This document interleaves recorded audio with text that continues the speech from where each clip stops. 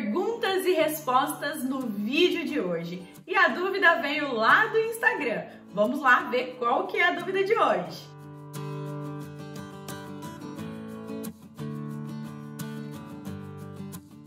Dai, qual a diferença entre loratadina e desloratadina? Essa dúvida é muito interessante e de muita gente. Então vamos lá.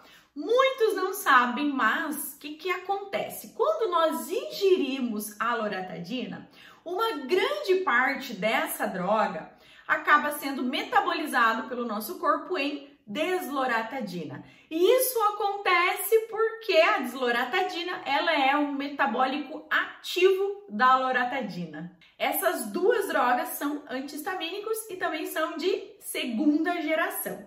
Mas uma diferença entre elas. Por exemplo, a desloratadina, ela geralmente é prescrita para tratar alergia perene, alergia sazonal e alergia de pele. E também outro ponto muito importante aqui, que muitas vezes ela é prescrita para aquele paciente que tem problema de asma. Mas por quê, Dai? Porque vai fazer com que diminua a necessidade de utilizar anti-inflamatórios, como por exemplo os corticoides. Já a loratadina, ela é prescrita para tratar alergia sazonal, alergia de pele. Ela não é prescrita para tratar outros tipos de rinite e também não é prescrito para tratar problemas de asma. Um outro diferencial entre desloratadina e loratadina é que a desloratadina ela não tem interação com alimentos. Portanto, você pode orientar o paciente a utilizar antes da refeição ou após a refeição, não vai ter problema.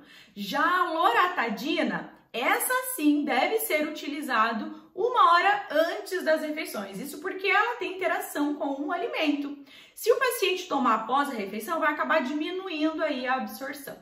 Um outro ponto aqui é que a desloratadina ela tem um valor mais agregado, né? Ela tem um preço mais alto do que a loratadina. E sem contar que desloratadina, ele é um medicamento tarjado, é sob prescrição médica.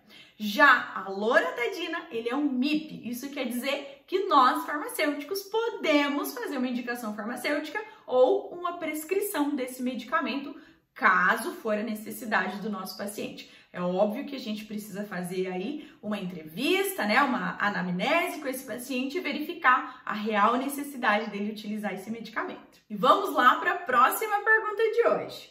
Dai, o que eu faço para me tornar um farmatop? Você fala tanto de farmatop, mas afinal de contas, quais as atividades de um farmatop? Olha só que bacana, né? Realmente a gente sempre fala aqui de se tornar um farmatop, de ser um farmatop. Afinal de contas, o que você tem que fazer para se tornar esse farmatop, esse farmacêutico reconhecido e valorizado? Vamos lá para algumas dicas aqui para você, hein? Primeiro, na minha opinião, um farmatop, ele sabe trabalhar em equipe, isso mesmo.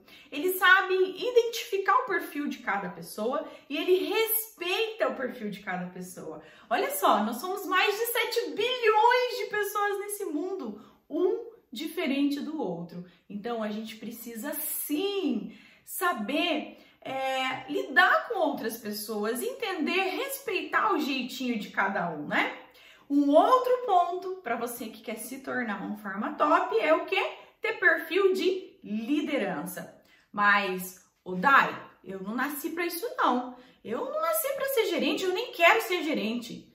Mas o que acontece, farma?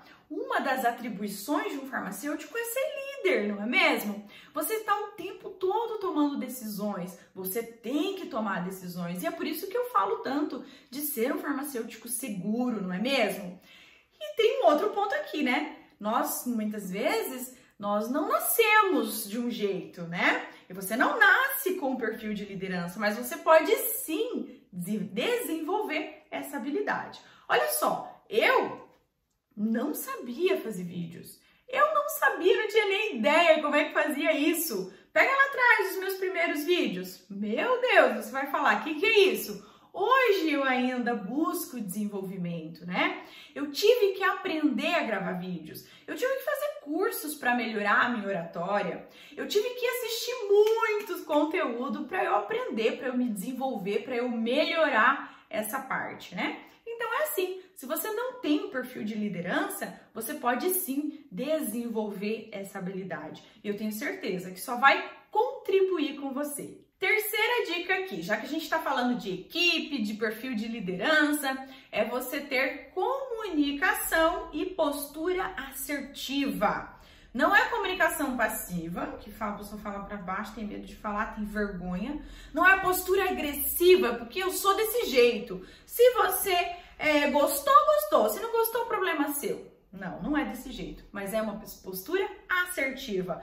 Olho no olho, respeitando, tendo empatia, ouvindo o seu colega. Isso sim faz parte, com certeza, de um perfil de um líder. Quarto ponto, saber interpretar e identificar o problema de saúde do seu paciente, né? Isso é muito importante, porque o teu paciente ele vai chegar na farmácia, ele vai pedir para falar com o farmacêutico. E você tem que saber, você tem que entender das doenças, principalmente das doenças autolimitadas, né? Que é quando nós podemos fazer indicação farmacêutica.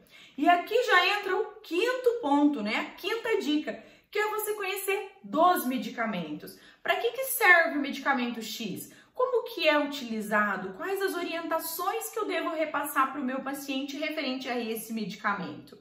Tudo isso é muito importante para você se tornar um farmacêutico reconhecido, um farma top que a gente sempre fala, né?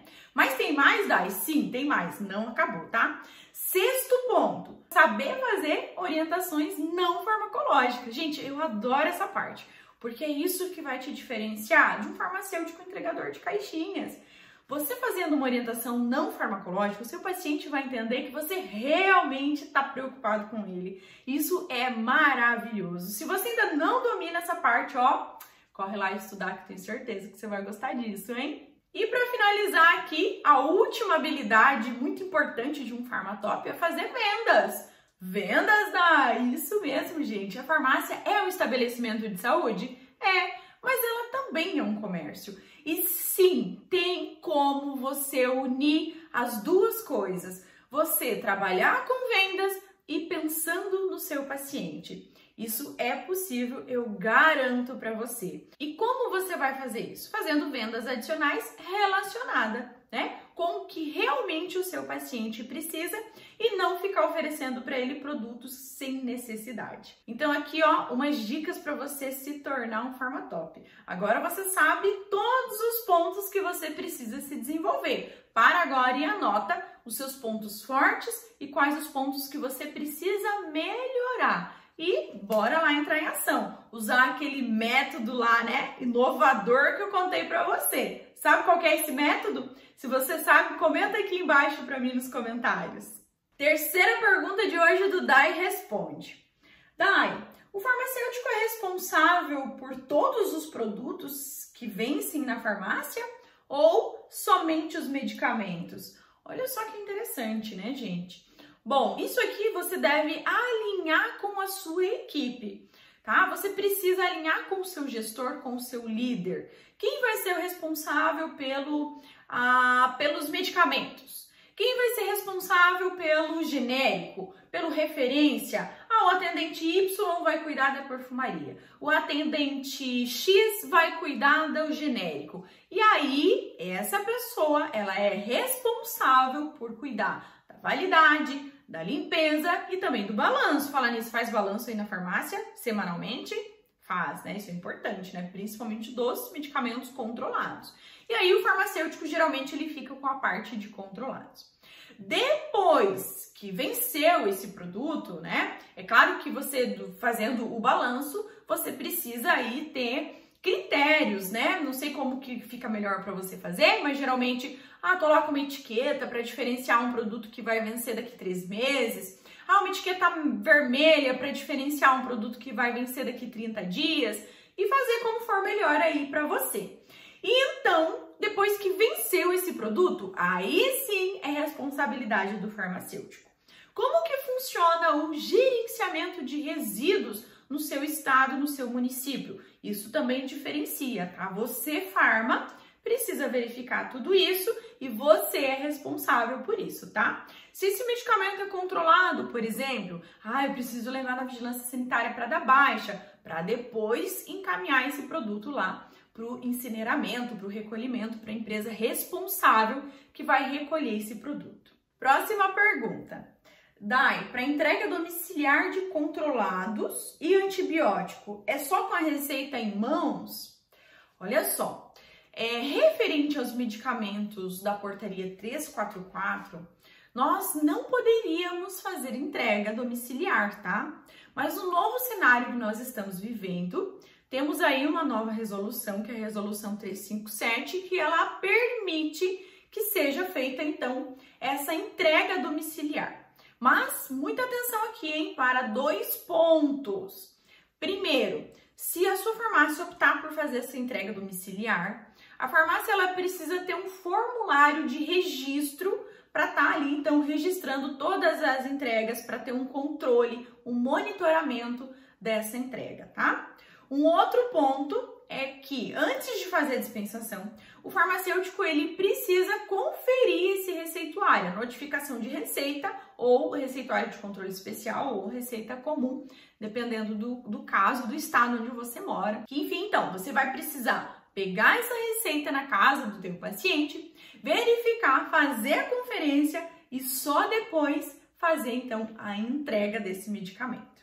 Bora lá para mais uma dúvida aqui? Vamos ver aqui qual que é. Daí, esses dias me perguntaram, uma farmacêutica nova me perguntou por quanto tempo precisávamos guardar as receitas e eu não sabia dizer. Olha só, se tratando de antibióticos e de medicamentos que fazem parte da portaria 344, deve arquivar essas receitas durante 2 anos. Exceto os anabolizantes, tá? Que é durante 5 anos. Agora você não vai mais esquecer, né? Mais uma pergunta aqui. Esses dias um paciente chegou na farmácia, me pediu um medicamento para coceira. E logo em seguida ele me contou que ele já havia tomado um medicamento, mas que não tinha melhorado essa coceira. Bom, aqui o paciente já relata uma questão que ele já utilizou um medicamento, né? Essa pergunta aqui é muito importante que você faça em todos os seus atendimentos, tá? Paciente, você já tomou algum medicamento? Porque muitas vezes o que vai acontecer? Se você não identificar isso aqui, fica difícil. Pode acontecer de você indicar o mesmo medicamento para ele, ou ainda, será que esse paciente utilizou o medicamento da forma correta? Então aqui você já identifica o primeiro ponto. Já sabe que ele utilizou um medicamento para coceira e que não resolveu. Próxima pergunta que você tem que fazer para ele. Qual foi esse medicamento que você utilizou?